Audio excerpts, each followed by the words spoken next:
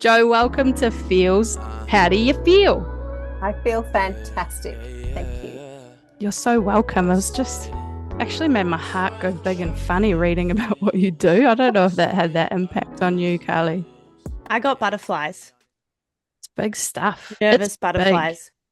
Yeah.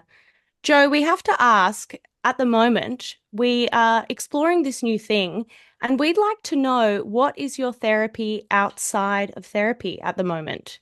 For example, mine is embracing my British culture.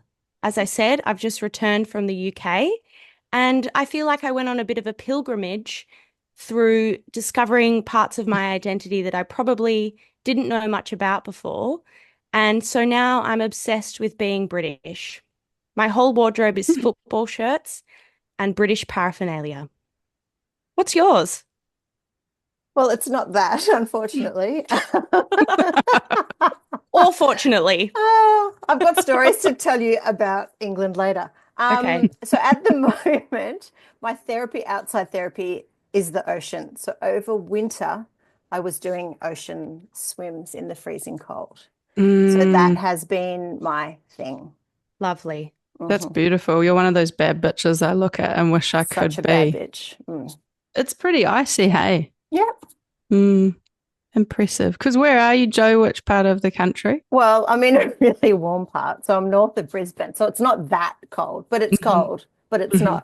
it's Mm. not Arctic, but it's cool. Bree, sorry to interrupt. What's your therapy outside of therapy? I'm eager to Yeah. know. Well, I'm kind of with Joe on the ocean front, but I don't have one nearby, so it will be a lie. However, if I did have an ocean nearby, that would be it. I think it's the OG therapist nature. I'd almost put it above talk therapy. I know that's contentious, but I really would. But still hire me and pay for your sessions, anyone who's listening.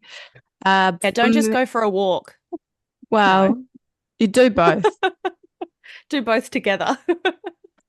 I think for the minute music, so it's a specific artist. It's Thames. I don't know if anyone listens to her. She's from Nigeria. She's like super hot, which she doesn't have to be hot. I'd still listen to her if she was, look like me. But yeah, she's stunning, really soulful, very introspective lyrics. Mm. So that's my current therapy outside of therapy. Thanks, Joe. Thanks, Carly. It says on our schedule, and I know, Brie, you told me to be professional and not refer to the schedule, but I'm going to refer to the schedule. Look, she's Mhm. going like this, hand on her forehead. She's like, did she not get the pre-show notes?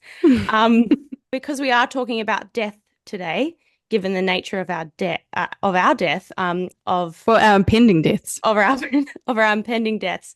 But given the nature of the space in which our very special guest works in, Bree, what are your current thoughts, reflections, feelings, any comments you want to make about how you feel about death? I think for me, it's because I'm very existential in my anxiety. I can feel death. My big thing is I haven't done enough and I've got this much time and I feel like we're here a blip. And I know some people feel life's really long. So death creates anxiety for me, but not in the way of I'm scared to die. That's fine. That's complete. I've been dead before. I was dead before I was born. But I'm more curious about you before we go to Joe, because my understanding, Kylie, is this is a harder topic for you. Yeah, I would say I have a lot of existential anxiety around death, in particular around where do I mean, I said this the other day and people were like, that's such a Leo thing for you to say. But I was like, how does the world go on when I die? First of all. And secondly, I think I just have this really innate fear of the death of my parents. And I don't, and maybe that's because we don't talk about death much in our family. When we have experienced death, it's I've watched my mother lose someone that she was very, very close to and almost sweep it under the rug and kind of go into hyperfixation work mode and not really acknowledge the loss of the person. And I don't think she ever really gave us space as a family to grieve together. So it makes me feel really, I'm terrified of it. And I'm especially terrified about losing my parents. Is this Yeah. common, Joe? Do you hear this a lot? Yeah, so my excessive head nodding while Kylie was speaking, yes, may allude to how common that is. Yes, yes, yes, basically. How do you sit with this in your work? It's a pretty kind of contentious thing, I'd imagine, at times. Well, most of the time, not all of the time, but most of the time, I'm dealing with the fact that it's happened. So people may be in states of denial and shock, so it hasn't really set in. But, 80% of the time I'm meeting people because that death has occurred. So the worst possible thing that you could ever imagine has happened. So I'm there. So the death denial has disappeared for that moment, those moments that I'm with them. Sure. And it may return again for people. It may return after going through that experience, depending on who you are and how willing you are to learn and to be in the experience and do healing. When I stalked you deeply on the internet, I did see that you used to do death doula work. Do you feel comfortable sharing why you moved away from that? Sure. That information still informs my work deeply, but I just, and this may sound woo-woo, but I just go where I'm interested in going, or where I feel called to go, or where the people need me to go. So doula work here in Australia is still, the interest is huge for people to become doulas.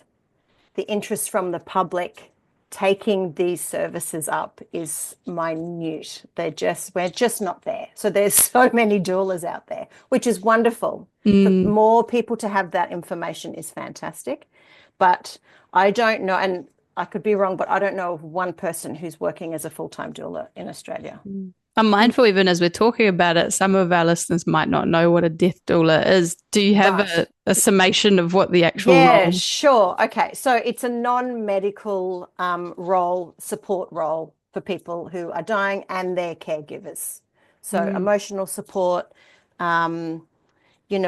maybe some mediating, liaising, but it's a non-medical role. So a lot of nurses are also, a lot of doulas are also nurses. So some do have that medical role. I don't have any medical training. So it's a support role in a non-medical, more spiritual, hands-on way. It sounds very much like a birth doula. It is. It's just at the other end. It's exactly the same thing, sweetie. Yeah. Wow. So one's here and one's there. Unreal. And is it right? I just want to make sure I'm getting the language right. Would you consider yourself a grief celebrant or a death celebrant or end of life celebrant? What's the kind of vibe?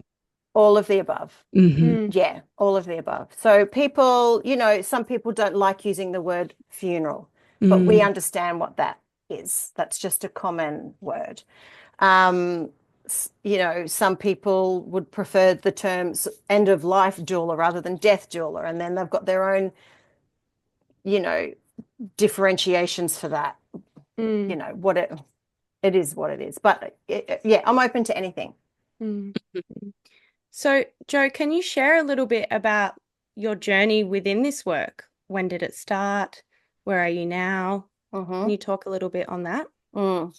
So I have been a celebrant for 15 years, coming up to 15 years, and was working solely as a marriage celebrant for about 7 years. So over that time, people would ask me to do funerals, and I just knew I wasn't in the place to do it. I wasn't really interested. I didn't ever foresee where I am now. I never foresaw this in my future. And people kept asking, I kept saying no. And then one of my couples who I'd kept in touch with had a baby, and their baby died. And I knew that their baby had died, and I knew that they were going to call me and ask me to do the funeral for their baby. And sure enough, the father of the baby contacted me and asked me to do the funeral. So I'd kind of already emotionally prepared my response to him, because I just knew it was coming. There was no sign that they would call me. I just knew that it was going to happen. So I said to him, there's two things you need to know. One, I've never done a funeral before. And two, I will cry while I am leading this funeral. Mm-hmm. And he said, Jo, we don't care. We just don't want a stranger talking about our dead baby. Mm-hmm. So that was the start for me. And that was an incredibly heavy time for me, and I got overly emotionally involved. My boundaries were terrible, not from their perspective. They weren't doing anything inappropriate. It was Mm-hmm. all me and my emotional garbage. Yeah, I got way too emotionally involved in the whole scenario and exhausted myself. And it was beautiful. It was so beautiful. And I'm really glad that I was able to be there for them in a capacity that on the day was very healthy. And I did, I can say I did a great job. But when it was done, my husband said to me, and we don't have this relationship where we say to each other, you can't do that. That's not who we are. But he said, Mm-hmm. you're not doing that again until you've sorted. Am I allowed to swear? Oh, please. Yes. Yeah, until you've sorted your shit out, you're not doing this again because the toll that it's taken on you and our family. And that was brilliant. I knew, but to have that wake up call from him Mm-hmm. was fantastic. So it was a while before I'd done one, before I did another So you one. had quite a decent break after that. Huge, actually. Yeah, It was understandable. yeah. But that led me into going to do my doula work and learning, and I just became obsessed, absolutely obsessed with death and dying and information. I just couldn't get enough of it. And very importantly, cleared out some very unhealthy core beliefs. Realized that I wasn't Jesus here to save the world and to take their pain from them and to heal them, blah, blah, you know. Yeah, so then it went from there. It went from there. So then when softly, when more requests came through, I felt that I was able to serve. And I said yes as I felt able. But then one of the next ones was my grandmother, who I loved dearly, like one of the great loves of my life. And hers was one pretty soon after. That was one of your ones after the bub. Yeah, one of the next ones. Yeah. Wow. So your early experience in this work has been with people you are connected to. Yeah. Mm-hmm. Mm-hmm. Yeah. Actually, my first three were people I was connected to in some way. Yeah. Very challenging with boundaries anyway. Yes. I'd imagine with anyone, Yeah. let alone when your own love and heart is there interpersonally. But also a softness and a grace that comes with that relationship as well. Right. So there's just so much beauty in it. But yes, it can get very fuzzy. I think it's interesting while you were talking, Jo, I was just thinking about my other experiences with death and losing people and perhaps why I'm a little bit rigid around it. I don't know if rigid's the right word, but terrified of it is because I worked in a space for 6 years where I worked quite closely with seriously ill children, and some children were also at the end of life. And I think given the role that I was in was play and distraction-based therapy, and we were never really allowed to, because we were playing a character, we were never really allowed to acknowledge that a child had passed away because we were almost told that we're wearing a costume and it's not us present in that space. Wow. And so that, I think, just while you were talking and when you spoke about the death of the child, it just made me think about, I've just had some really strange experiences. And I guess my exposure to death has been quite strange, is the only way that I can think about naming it, is that I've almost been told that I can't grieve. And I think that's why I'm so scared about it. It's in your training with that job. Yeah, was there no Wild. debriefing? We would debrief, exploding. But one time a mum pulled me into her daughter's bedroom and said she doesn't have much longer. Can you please just essentially say hello, but also say goodbye? And I was really that was one of the experiences that really shook me, and I just wanted to go home.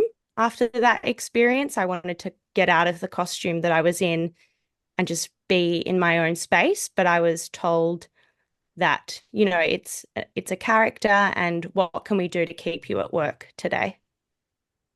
So my experience was essentially really minimized. Wow. Mm.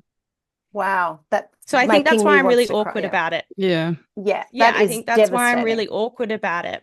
Your grief's been objectified in a way. It's like you kind of tuck that Yeah, away until yeah, the end of your shift. yeah. And then relating that to experience to um, watching how my mother dealt with grief was just get on with it. So I think those two things Mm. combined has has not benefited me in any way. Mm. What are your thoughts, Jo, for Carly? I mean, not to go straight to you giving advice, but what would be your advice? Well, I Help mean, me. I'm trying to gather myself now because, like Mm, I think now probably, well, I would hope that whatever that organization is would have developed some better advocacy for their people mm. now. We'll see. Um, oh gosh. Like I volunteered with Griefline last year for the year, and they were, I have, and I've worked, I worked with Camp Quality, volunteered for Camp Quality for years, and, we were held quite differently, Hmm. and had a lot of Mhm. children who died who we worked with. I worked for the Red Cross for many, I've worked for a lot of not-for-profits, and Griefline was the first organization they are so using that rigid word about caring for their people Mm. and taking breaks as we needed and caring for our mental health and being held by them as an organization. Yeah, Mm, I've never experienced anything like that. Wow. And Neither. just it's it's what everyone should be doing. And the fact that Mm. they are, I'm mm, kind of like, but Mm. everyone should be mm, doing that. But they do such an incredible job. And they were a beautiful example to me of what that's like to be held so beautifully and just to be able to mm, sink back into an experience. Mm. mm, Yeah, that's just, I'm heartbroken, Carly, that you had that experience and that you couldn't, you know, mm. being in the realm of dying children is, I would say, the hardest work that we can do and the hardest Yeah, things that we can experience as people. yeah, You've both touched the edges. I mean, no, you haven't touched the edges. You've been right in this experience of not just the end of people's lives, but children's lives, which we just, Oh, it's not, of course, it's not unnatural. It's happened for thousands of years, yes, but it feels so just wrong. not okay. Right, thank you. Yeah, Just completely wrong. yeah.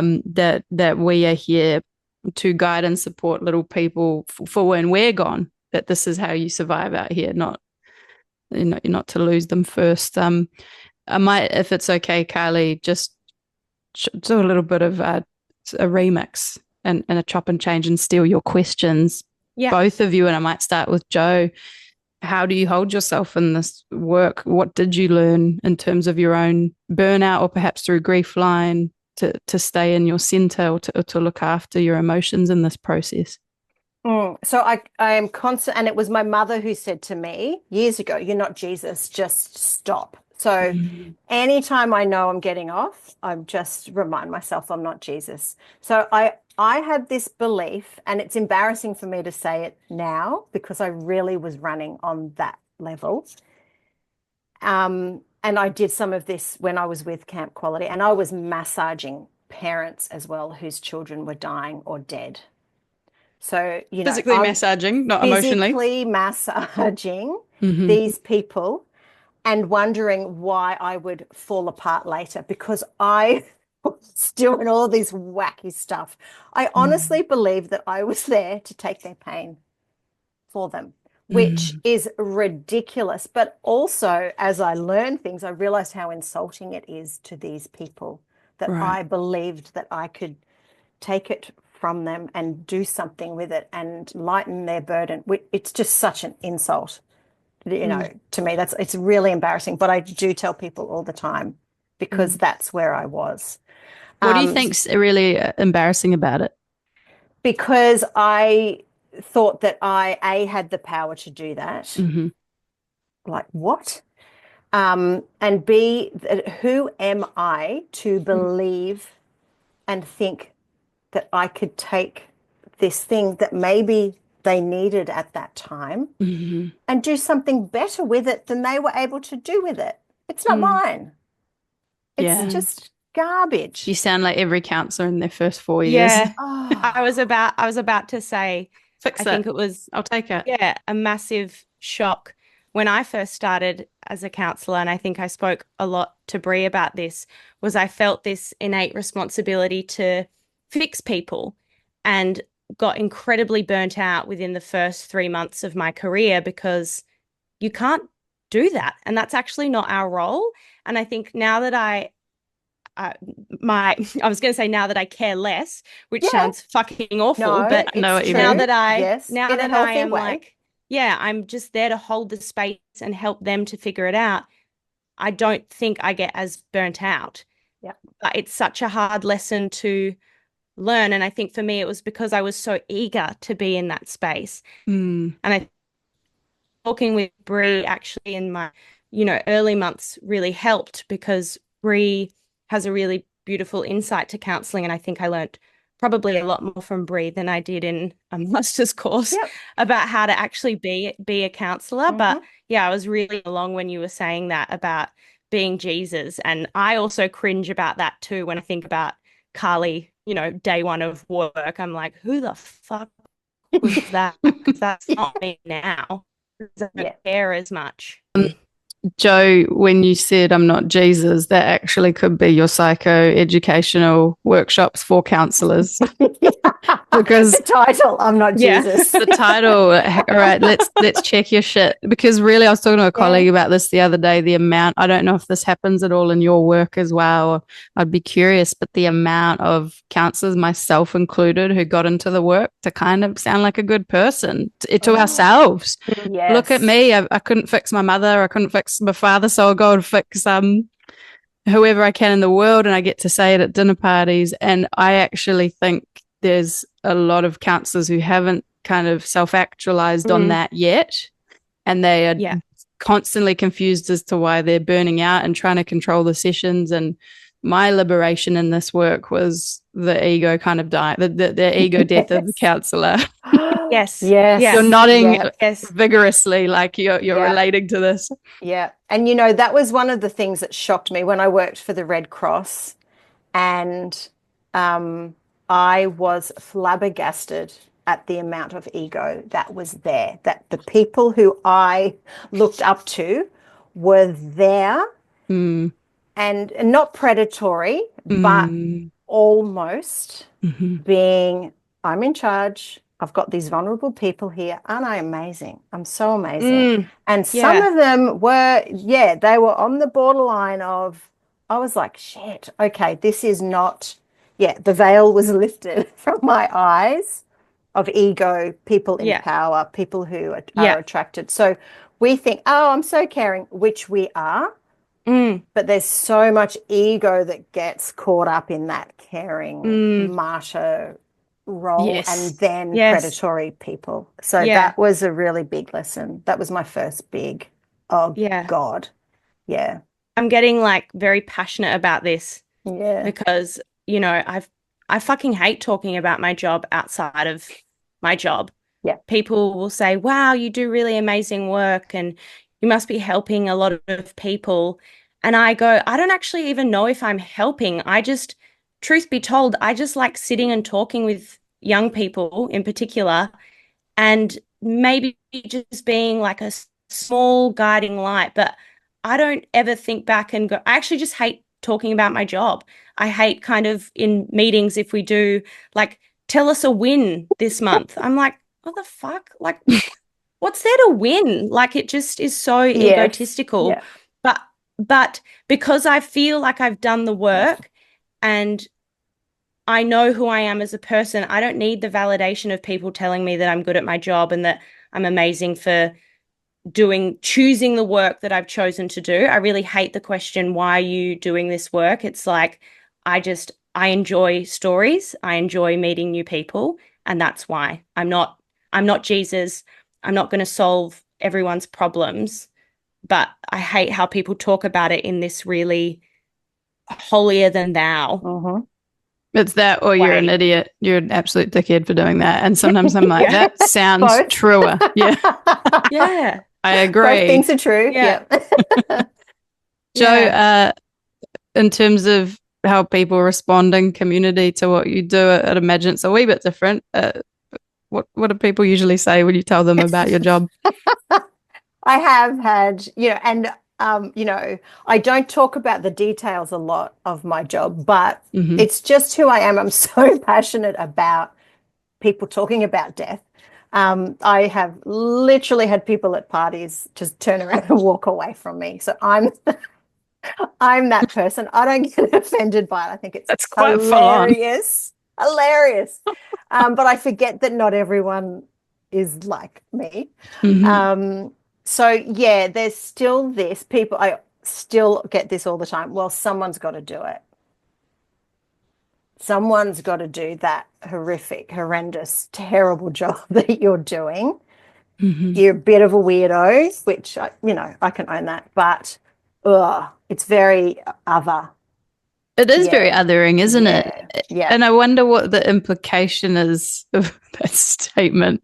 Yeah, you're a Uh, strange, weird person. Why would you want to be around death? How can you be with dead bodies all the time and be okay with it?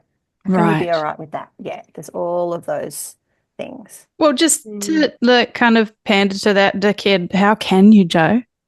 Mm. Well, Why do you do I the work you do? Yeah, I What's your mean, and I purpose in think, how life? can you not? Like, Mm-hmm. I can switch that around. You want to insult me, I can just put it straight back Mm. on Mm-hmm. you. But then mostly people are kind and generous. Most people in their generosity still are kindly saying, I really can't imagine being able to do that. And Mm-hmm. people do find it interesting as well. Mm. Have you found, and this may be personal, so feel free Mm. to tap it away, but have you found potential kind of spiritual amplification being in a room with bodies that have passed over? I have heard people in this work say that they've started to tune into things they didn't before. Was that your experience, or is that sounding a little bit to the left? No, not at all. Um,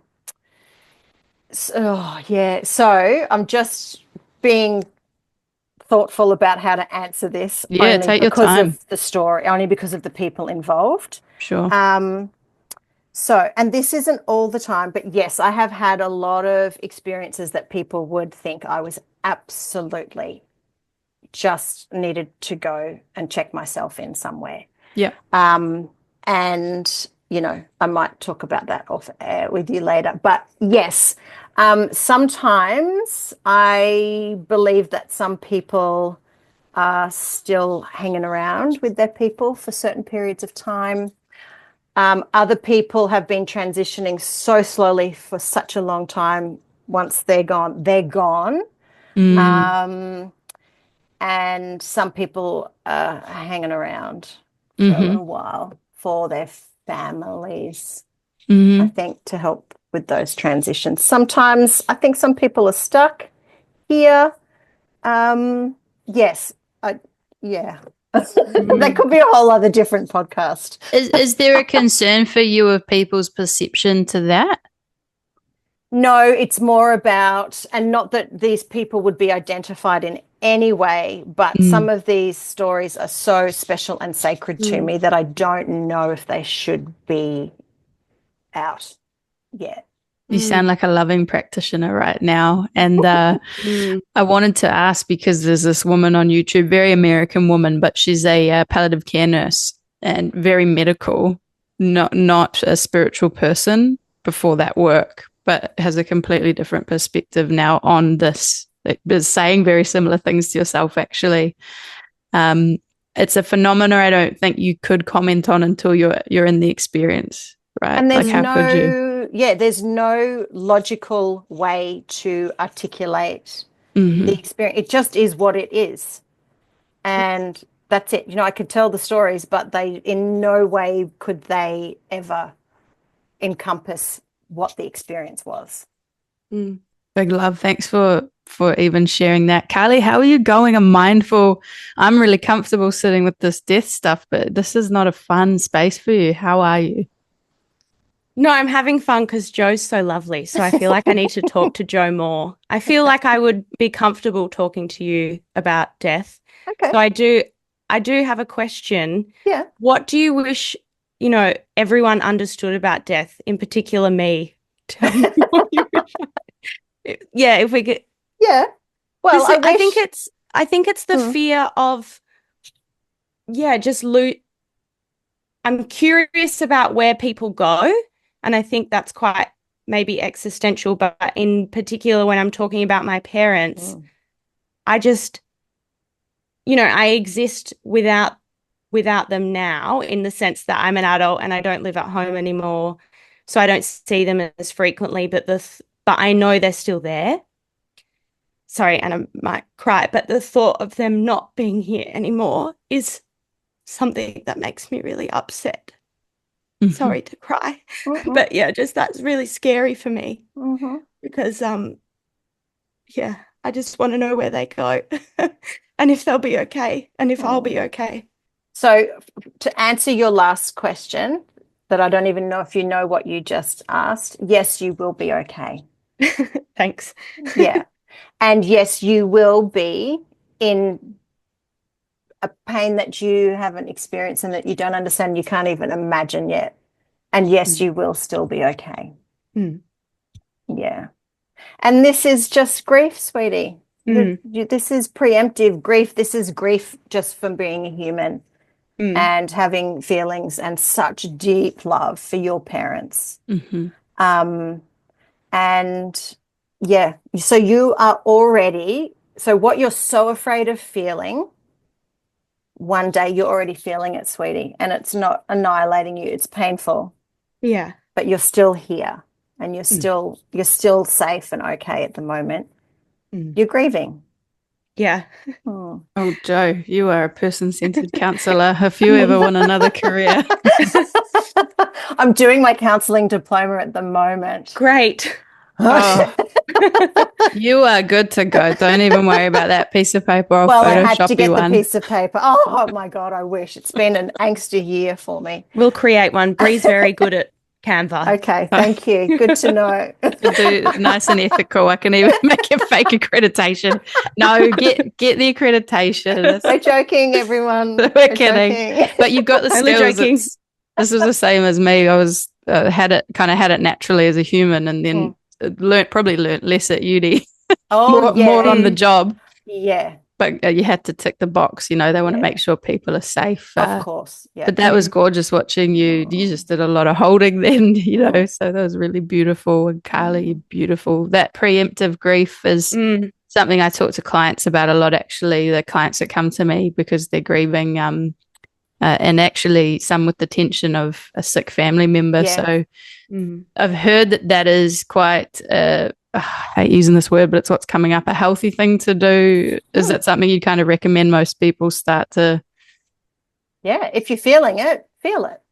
Yeah, so you can't, we can intellectualize and go, my parents dying, like, just say someone is actively dying. I'm not pretending that either of your parents are, Carly. But just say someone close and important to you is, it still may be an intellectual thing. So you may not be down in your body yet, but if you are, just go there, be upset and cry and do your thing.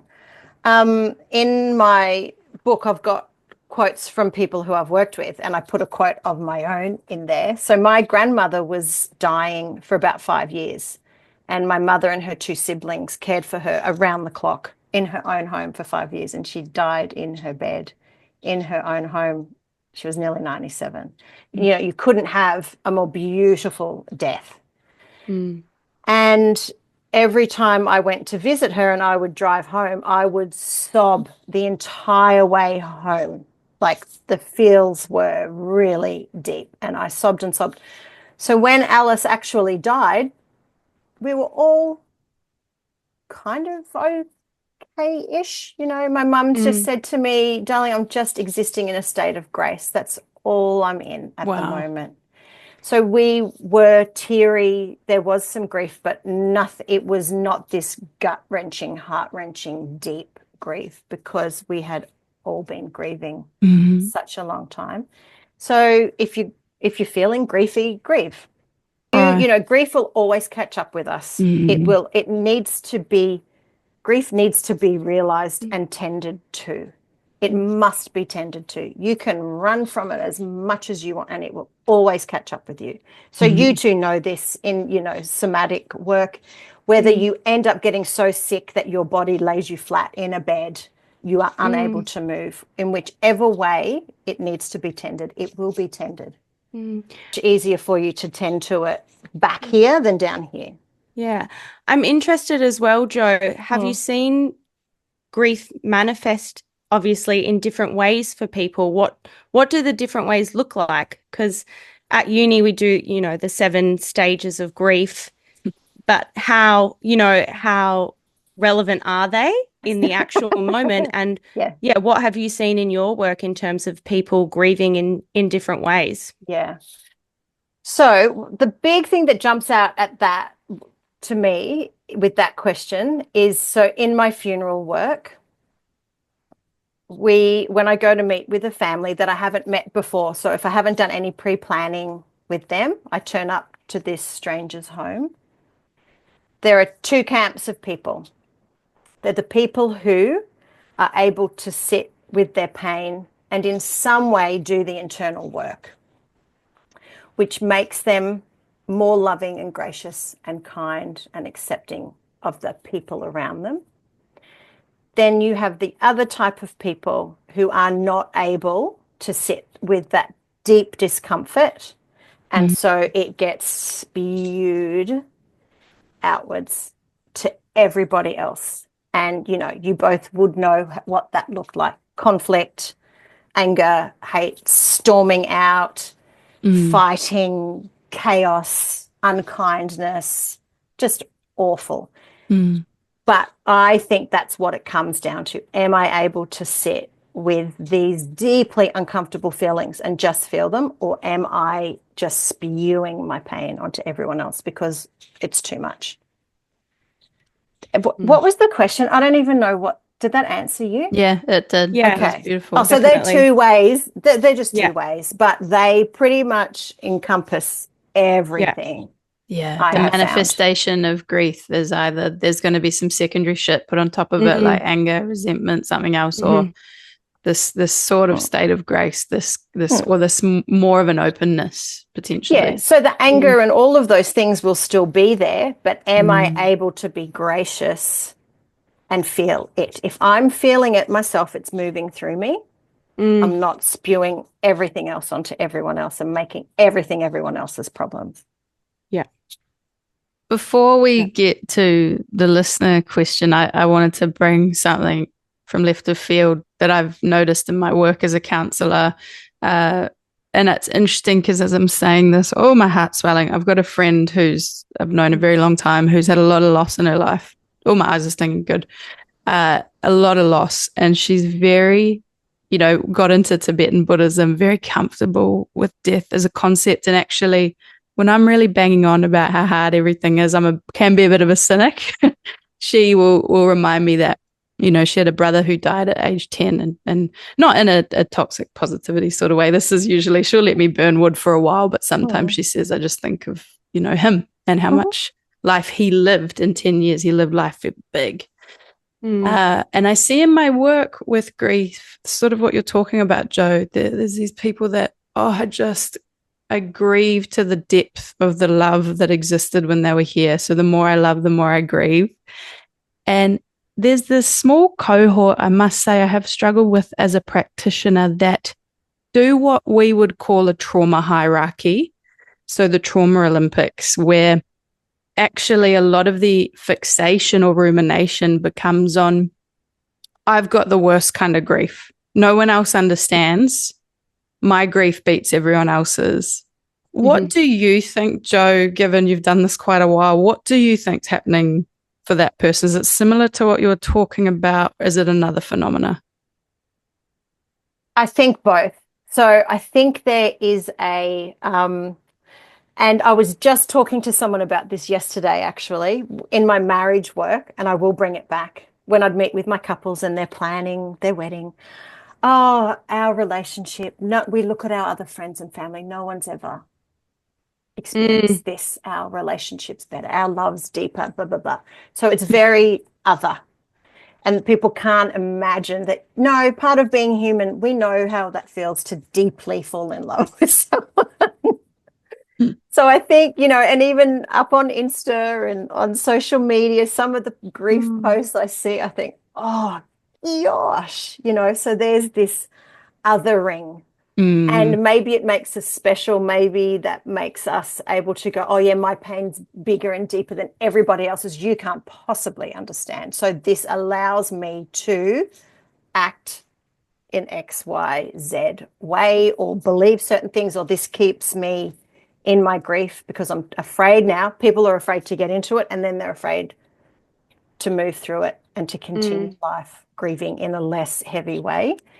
But it makes us feel special, doesn't it? If I'm the only person who's ever loved like this or grieved like this, Yeah. aren't I special? And you couldn't possibly know. So just leave me be. Let me be here in my castle of grief, untouchable. Yeah, and let me stay here. And yes, it's what is it about humans? We are such a funny species. We're so connected. We're so similar in so many ways. I've used this example before. I'm doing it again. Hitler, because everyone loves Hitler as an example. Hitler was an empath towards animals. He is an animal rights guy. So even one of the worst people in history, we have a shared connection with in terms of feeling. But we are such a funny species because we want to be individualized too. Yeah. We want to be tribal, individualized. Yes. Yeah. I just have a question. You brought up social media, and I'm wondering, and we only go on Instagram now and we see people film everything now, proposals. I haven't really seen many funerals filmed or posted online, but when you were talking about people thinking that they're the only one experiencing it and it's very glamorized on social media, do you think that has affected the way people sit with grief? I actually think it's helping people. I think there is more benefit to it than detriment because the conversations are happening. Yeah. So one of the reasons that we feel so isolated and other and special is because we don't talk about this daily. It's not part of our conversations, just as part of our dinner conversation.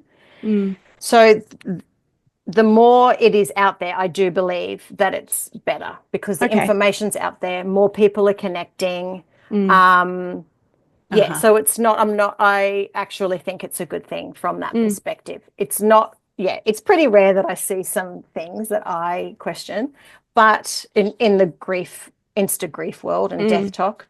But no, overall, I think it is a good thing because sometimes that's the only place that people feel safe in a semi-anonymous way to have conversations. And I see beautiful things happening in comment sections on Instagram. Yeah.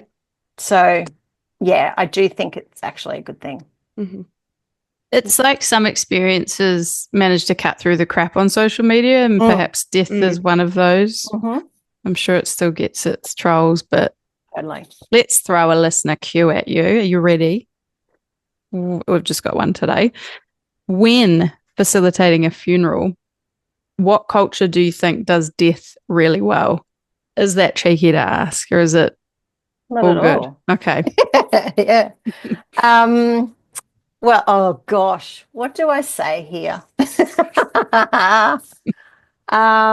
Okay, so I'm not going to name one and say they get the gold star. What I will say is that any culture or cultural group that has rituals and customs that are set, and this is my big Instagram post that I did just yesterday that goes for 4 minutes,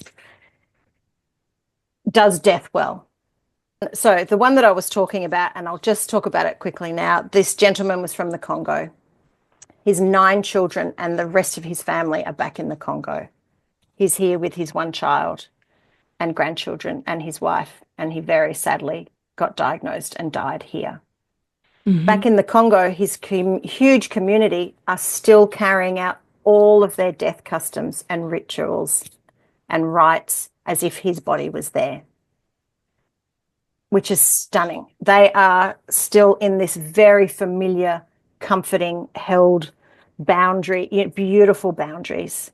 They're not there flailing, going, we're so removed from this experience. We're out here wondering what the heck, which will happen here in Australia in our white, Anglo, non-religious, non-spiritual way. Yeah. So, and then here, all of these customs and things happen here. They've got these beautiful set timelines for certain things to happen. We have this many days of grief, and then we do this. Then we have a much longer days of grief, and then we do these things. There's so much safety in that. So any cultural group of any sort that has familiar customs that hold people in this time, I think they get the gold stars. I'm going to just count most Anglo-Australians out of that. So sorry to throw shade at us. Unfortunately, and that's what I work with. That's what I see all the time. That's the bulk of my work. These are the people who are out there in this huge pain, not knowing what the heck, what do I do now? I've had the funeral, so that's a really important ritual, but now it's getting more and more popular just to do direct cremation. Great for your pocket, but these people don't realize how important these rituals are, and we have them for a reason. It's not just a money-making tool. We need them. So there is so many people, they're just floating around not knowing, and this is where we get all of this disenfranchised grief and pain. I have loved you being with us today, because for me, and I think for Kylie, because Kylie's a big narrative therapist, for me, somatic experience is just so important. I feel like a nagging mum sometimes, sometimes as a counselor, okay, we have to drop out of here now. And I really do. I think talk therapy is important, burn some wood, it's very important, but let's come out of here and what's actually going on. And I know, when my nan died, she died during, my nan was, did a lot of raising of me, and she died during COVID. And I really feel the grief is still stuck. And what I will say in a very self-reflective way, non-judgmentally, is I don't think I've done any real somatic processing. I haven't wailed, I haven't screamed, I've intellectualized a lot of it. And this is the classic counselor, right? We say to clients, go away, do some continuing bonds, which if you're listening and don't know what that is, perhaps Nan made a pudding with me when I was growing up. I'll make the pudding and think about her once every fortnight, or, or scream in your car or cry. And I feel, Jo, talking to you, I think you're going to be a wonderful, if you want to do counseling, you're going to be a wonderful practitioner, because you're so in the heart space and so out of the, as Carly calls it, the DSM fuckface 5 that likes to pathologize a very understandable, reasonable human experience. So I just want to thank you for being here. And Carly, do you want to also? No, thank you, Jo. It's been amazing. And You're I feel welcome. It was just a little chat with you, but I feel now that I could reach out to you with maybe more questions and we could work together in the future. But thanks for normalizing that I'm preemptively grieving, and that's okay. Because sometimes I think, why are you thinking about this stuff? No, it's important. And that's just knowing that that's what I'm doing and that's okay has made me feel okay. I'm allowed to do this. Jo, where can people find you on social media? Insta, I'm Big Love _death_grief. Big Love Ceremonies on Facebook. And You're an easy Google. Hey? You're a pretty easy Google. Good SEO. I'm everywhere. Thank you. I don't even know what I am on TikTok. Big Love, I think. I don't know. I'm pretty bad at TikTok. They're my socials. Cool. If Great, we and- put show notes to your book as well, can people order your book? Yep, through bigloveceremonies.com.au. I've just done another update of my book and picked up a few hundred of them yesterday. So they're ready. They're ready to get out there. Yay. Thank you so much, Feelz audience, for listening. Tell your friends about us. Follow us over at Feelz Podcast on Insta. Spell it FEELZPODCAST. Send us any ideas you'd like to hear us talk about at feelzpodcast@gmail.com. Please leave a review, rate, subscribe. We will write you a poem as a gift. No one's listening. No one's listening. No one wants an acrostic poem. I think everyone's a bit miserable. Jo, we will write Jo, you are getting one. I want one from both So of you will get one. Thanks, everyone. Bye. But you stay. And Jo, you stay. Okay. It's been a product of my bitterness. I'm sorry for trapping you in my feels of a story of dark colors and thrills. I'm sorry for trapping you in my feels of a story of dark colors and